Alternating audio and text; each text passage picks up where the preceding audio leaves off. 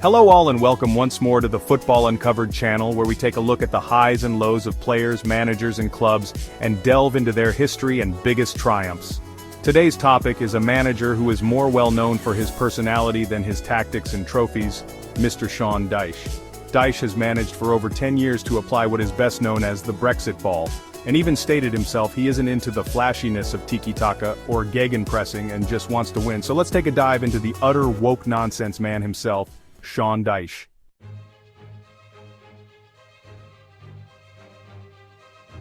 Sean Mark Dyche was born on the 28th of June 1971 in Kettering, England. Growing up, Dyche admired Liverpool but was a non-league supporter of Kettering Town. Dyche was involved in the Nottingham Forest youth team in the late 1980s, joining them when he was 5'7" and weighed 10 stone, but in just a year he grew to 6 feet and weighed 12 stone, making him a perfect build for a center back. Sadly, very early in his playing career, Dyche broke his leg, leaving it with a permanent bend to it. This would actually help him in his managerial career down the line, with him saying that he wouldn't ask his injured players if they were fit to play, but just motivate them to keep going.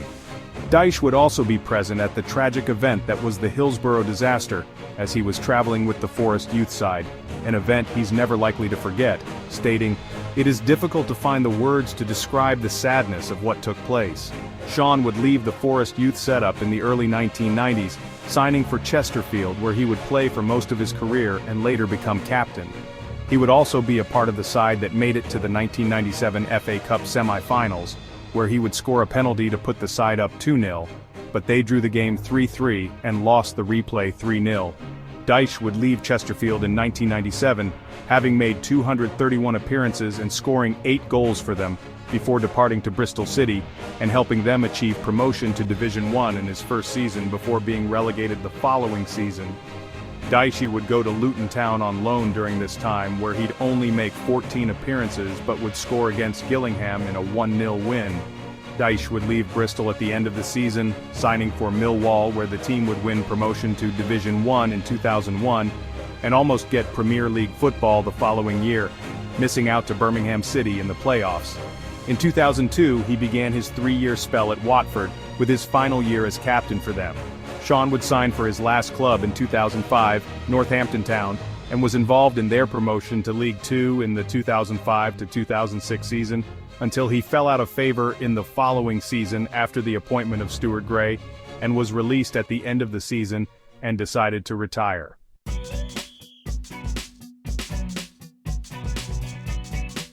Following his retirement, Dyche would go back to Watford as the under-18s manager in 2007, and would be promoted to assistant manager when Malky Mackay was appointed manager of Watford. Mackay had nothing but praise for Sean, saying he has worked at every level from the youngsters in the academy right up to the first team, where he supported me back in November 2008, and also stating he had a great grasp of what it takes for the team to succeed.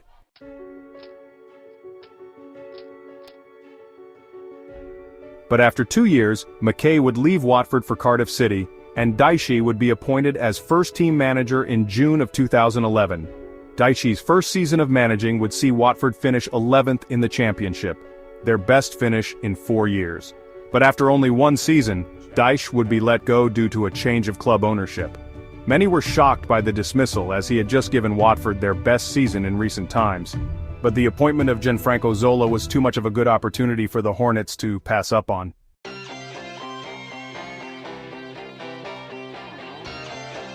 Dyche would then be a member of the England under-21's backroom staff for about a month, until he was offered the managerial job at Burnley, taking over from Eddie Howe, who was returning to Bournemouth.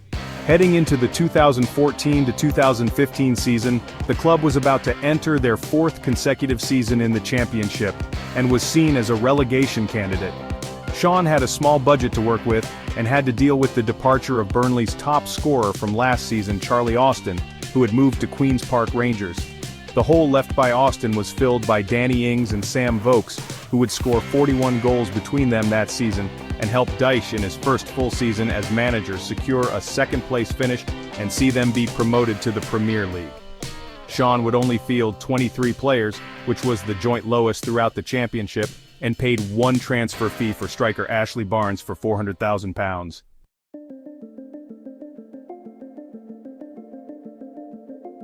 However, Dyche's first run in the Premier League was a massive hit back to reality, as the team would be sent back to the Championship with 2 games to spare with 33 points and being 5 points off safety, but Danny Ings would shine once again, scoring 11 goals in the Premier League, which would be enough for Liverpool to sign him for £8.3 million.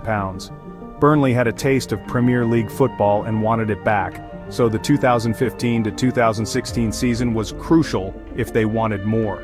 They would win the championship with a tally of 93 points and end the season with a run of 23 games unbeaten. Dyche was proving himself to be a great manager and an honest one, with Dyche actually being unhappy with how the players played during their title-clinching game against Charlton. The 2016 to 2017 season would see Dyche's Burnley finish 16th, securing consecutive seasons of top-flight football for the first time in the Premier League era.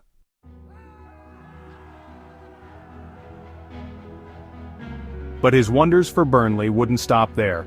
As in the 2017 to 2018 season, he would guide them to a 7th-place finish, securing European football for the first time in over half a century, and their best finish in the Premier League, and their second-best finish in the top flight since a 6th-place finish in 1974.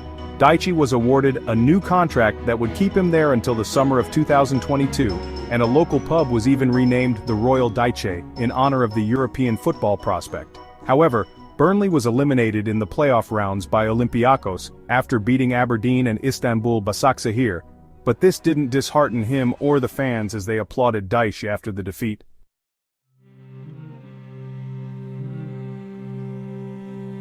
The 2019 to 2020 season would be interrupted for 3 months due to the COVID-19 outbreak, but Dyche would once again guide Burnley to a top-half finish in 10th, finishing just 5 points off European football once more.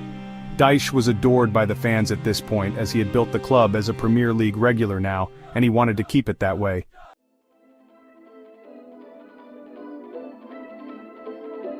However, on the 15th of April 2022, Dyche was dismissed by Burnley after 9.5 years at the club. At the time of his dismissal, Burnley did sit in the relegation zone, 4 points from Everton with 8 games to go. The decision was met with a lot of confusion and criticism, with many calling it a blind panic to fire him. Burnley was relegated that season, finishing in 18th and coming to an agreement that they probably deserved it.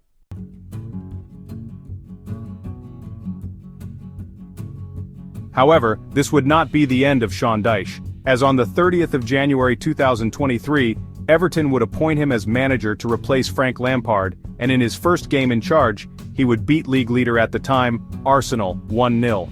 Results would be mixed for Dyche over the season and headed into the final day of the season with a 2-point gap over relegation rivals Leicester City and Leeds United. Dyche knew that 3 points were the only thing that could save them, and a 57th-minute screamer from Abdoulaye Doucouré secured the 70th consecutive season of top-flight football. Dyche has said that Everton will not be a quick turnaround and he needs time to build them up, and seeing his history with Burnley, it wouldn't be crazy to say he can turn Everton around.